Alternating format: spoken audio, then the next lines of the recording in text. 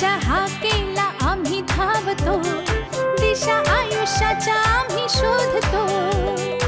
आले आमच्या वाटेला जर कुणी, दुर्गेचे रूप घेऊ आम्ही तिघी.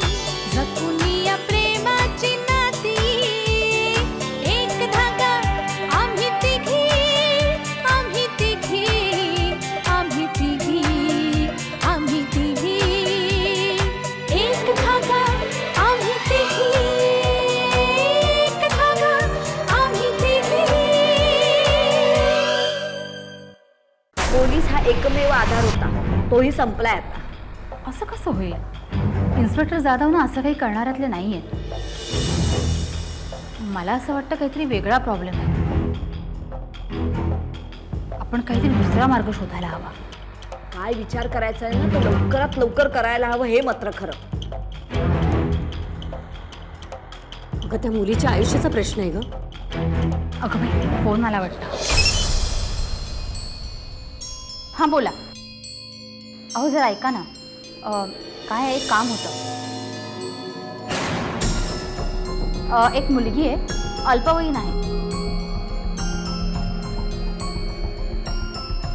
आणि तिचं लग्न तिच्यापेक्षा 20 वर्षांनी मोठ्या असलेल्या माणसावर लावून दिलं जातं. हां, आणि पोलीसही त्यात सामील आहे. मुलाचं नाव आहे समीर देशमुख. तुम्ही जरा कमिशनरांशी बोलून बघता का?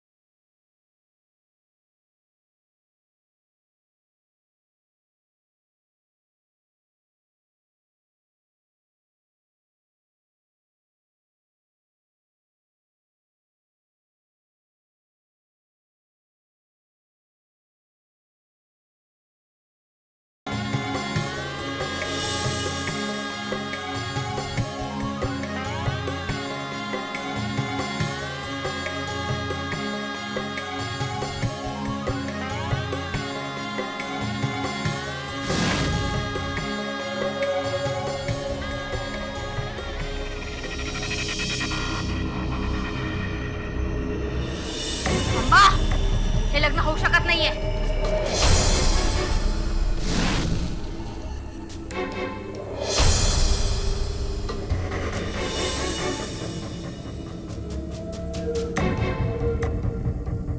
हे तुम्हाला कोणी सांगितलं?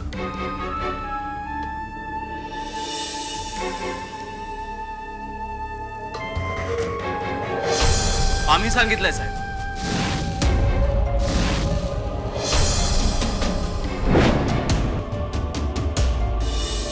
अरे जाधव साहेब, या या या. आमंत्रणाशिवाय आलात. बरं झालं. आता लग्न बघून जा. हं? आणि जेवणी जा. जाहीर नाही केलात तरी चालेल.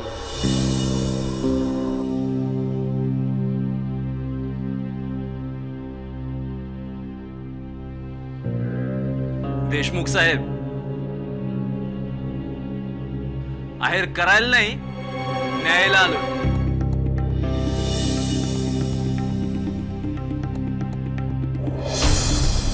येत आहे ना?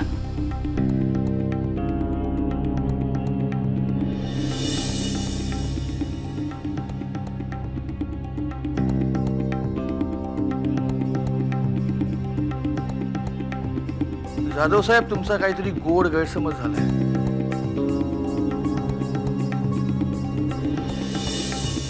नाही म्हणजे माझी कोणी तक्रार केली का, किंवा मी काही गुन्हा केलाय त्याचा तुमच्याकडे काही पुरावा? ही तुमच्या विरोधात तक्रार केल्याची कॉपी.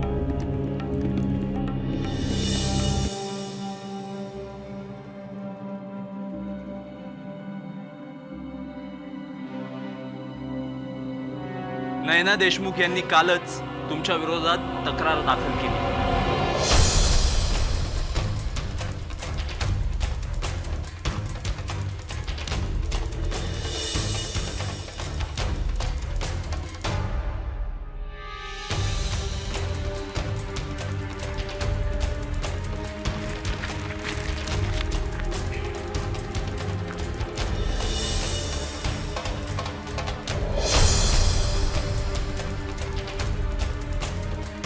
हे काय चाललंय?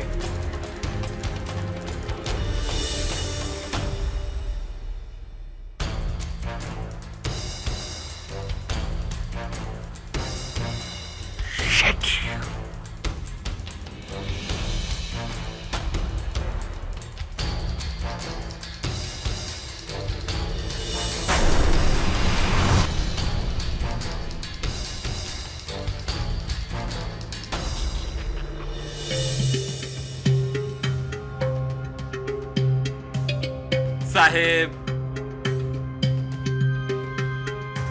ते मी सुद्धा सांगितलं असते.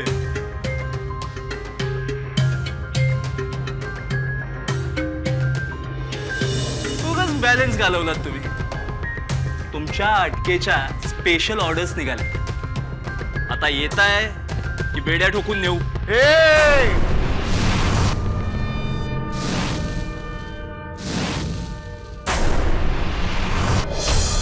ताई, माफ कर. मॅडम साहेब, आमच्या पोलीस स्टेशनात अभिनयाच्या स्पर्धा होतात. तिकडं करा हा अभिनय. चला तिरके, त्यांना घेऊन चला. एक धागा आम्ही तिघी, एक धागा आम्ही तिघी. तुमच्या अटकेच्या स्पेशल ऑर्डर्स निघाल्या. आता येताय की बेड्या ठोकून नेऊ?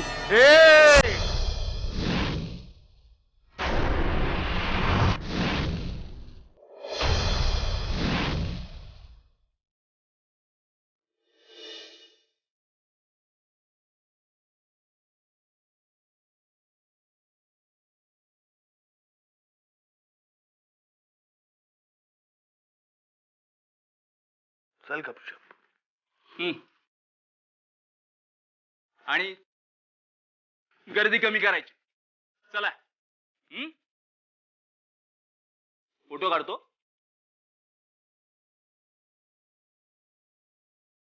अरे हे बघ, मुलीचे आई वडील कुठे निघाले? हो, तुम्ही कुठे जाताय? या सगळ्याचं मूळ तर तुम्हीच आहात.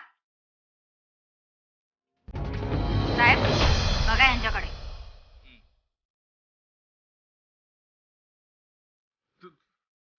ताई माफ करा.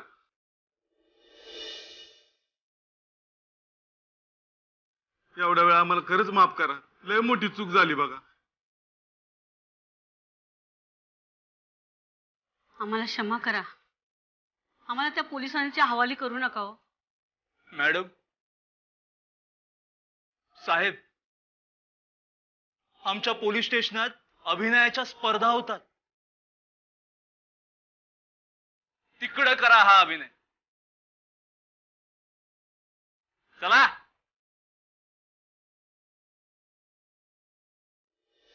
तिरके यांना घेऊन चला.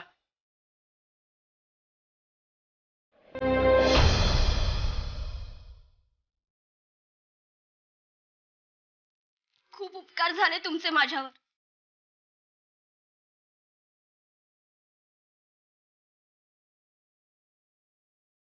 माझ्या आई वडिलांनी तर अगं ए बेडे, तू आम्हाला मुलीसारखीच आहे.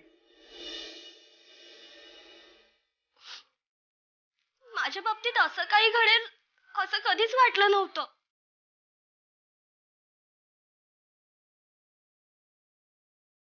मॅडम, आम्ही निघतो. बाय. हा, पुढं काही मदत लागली तर पोलीस नंतर, पण माणूस म्हणून हा जाधव सदैव हजर असेल.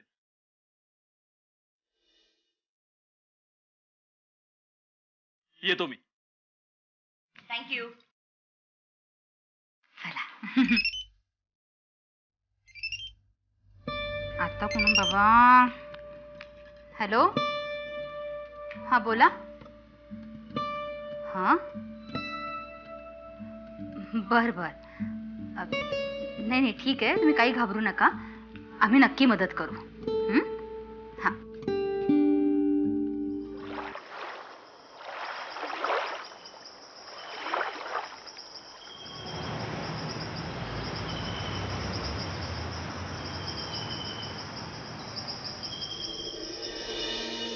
आज सर्वांसमोर मी या तिघींचं अभिनंदन करतो. बसा. या तिघींनी साठी कोचिंग क्लासेस बंद करून शिक्षणाच्या बाजारीकरणाला चपराक दिलेली आहे.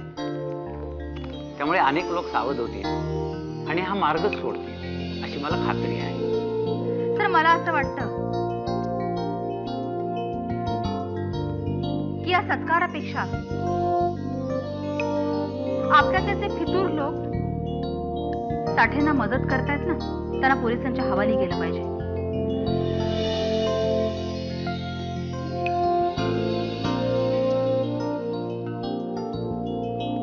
कारण या प्रकरणात प्रश्नपत्रिकेच्या प्रती परीक्षा आधीच क्लासेसमध्ये पोहोचल्याची माहिती आमच्या हाती आली. पण यात आपल्या शाळेचे शिक्षक सहभागी आहेत कशावरून?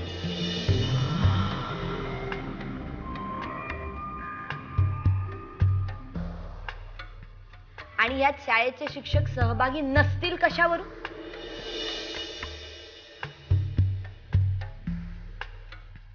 कांता मॅडम, तुम्ही शाळेच्या हिताबद्दल बोलायला हवं, पण तुम्ही तर फितूर शिक्षकांच्या बाजूने बोलताय. What you mean?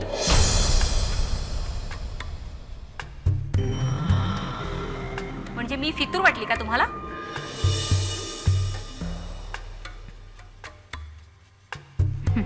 Kanta madam, असं आम्ही नाही म्हणत आहे, असं तुम्हीच म्हणताय.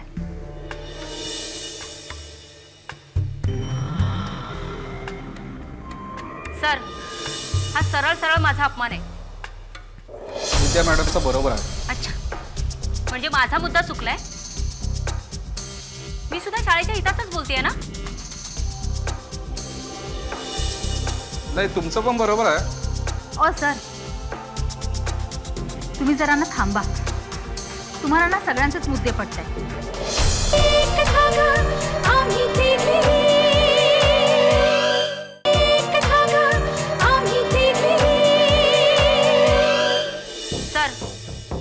सरळ सरळ माझा अपमान आहे. मी सुद्धा शाळेच्या हिताचंच बोलतेय ना.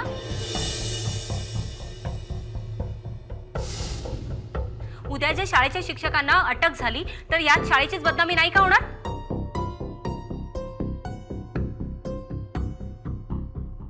आणि जर त्यांना मोकाट सोडलं तर विद्यार्थ्यांची हानी होणार नाही.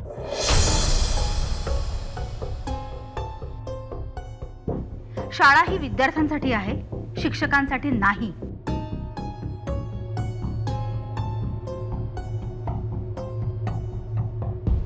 आणि विद्यार्थ्यांचा विचार हा व्हायलाच हवा.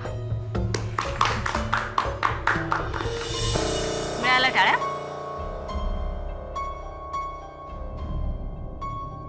संपली टाळ्यांची वाक्य. कांता मॅडम, अहो मी माझं मत मांडते. घरी पाठ करून आलेलं भाषण नाही मांडत आहे तुमच्या समोर.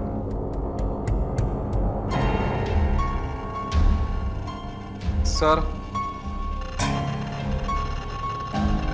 विद्या मॅडमचं बरोबर आहे. अच्छा, म्हणजे माझा मुद्दा चुकलाय. मी सुद्धा शाळेच्या हिताचंच बोलतेय ना.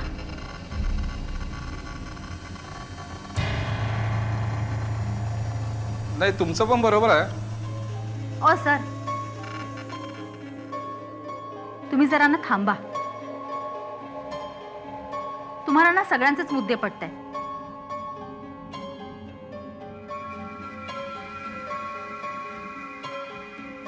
सर मी काय म्हणते, का मला बोलायचा हक्क नाहीये? सर प्लीज पहिलं माझं ऐका. शांत व्हा.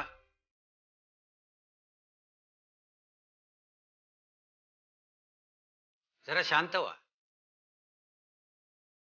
अहो विद्या मॅडम, तुम्ही तरी समजून घ्या. ही शाळा आहे, ही विधानसभा नाहीये.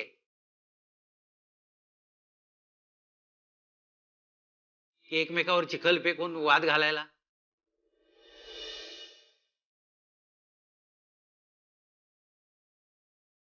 अहो आपण शिस्त अशी धाब्यावर बसवली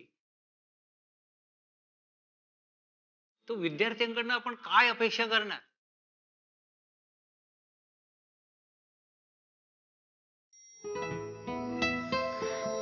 पण सर जे दोषी आहेत शिक्षक ना, त्यांना शिक्षाही व्हायलाच हवी हो.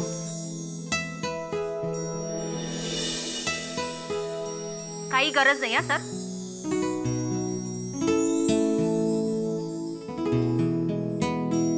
का तुमची काय हरकत आहे?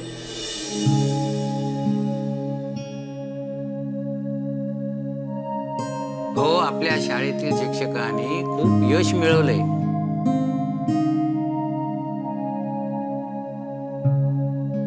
आणि ह्याही पेक्षा चांगली सेवा दिली तर बरंच नाही का?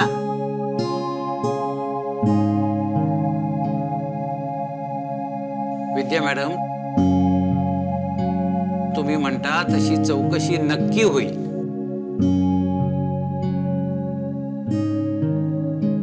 आणि हो, आता प्लीज सुट्या घेऊ नका.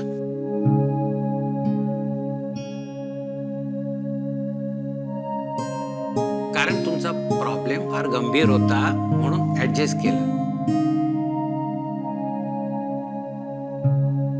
दरवेळा असं नाही जमणार. कारण मी सुद्धा बांधील आहे हो. आणि शाळेला तुमच्यासारख्या शिक्षकांची गरज आहे.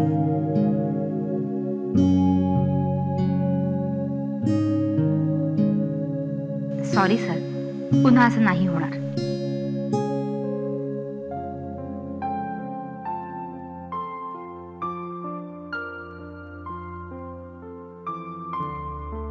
आता आपण सगळ्यांनीच लेक्चरला जायचे आणि विद्यार्थ्यांना क्लासेसची गरजच भासणार नाही अशा पद्धतीने शिकवायचे.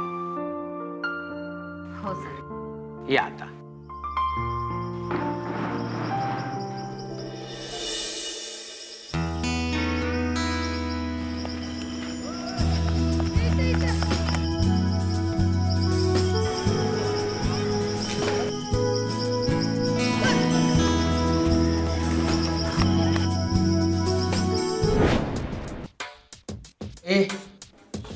अरे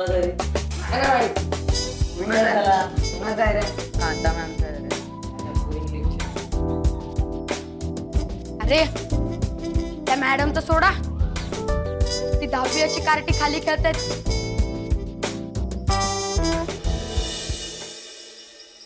यंदा पण नापासच होणार आहे लोक डपोरी कुठली. काय 10वीची मुलं बघा सगळ्या विषयात पाहिजे, एकाही विषयात नापास नाही आणि तुम्ही 10वी कशी मुलं सगळ्याच विषयात नापास. काय आम्ही नापास होतो? काय बोललास तू? आम्ही नापास होतो काय काय काय आम्हाला काय बोलतोस काय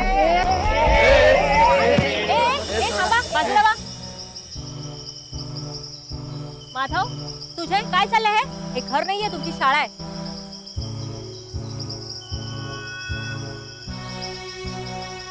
यांना तर काही फरक पडत नाही,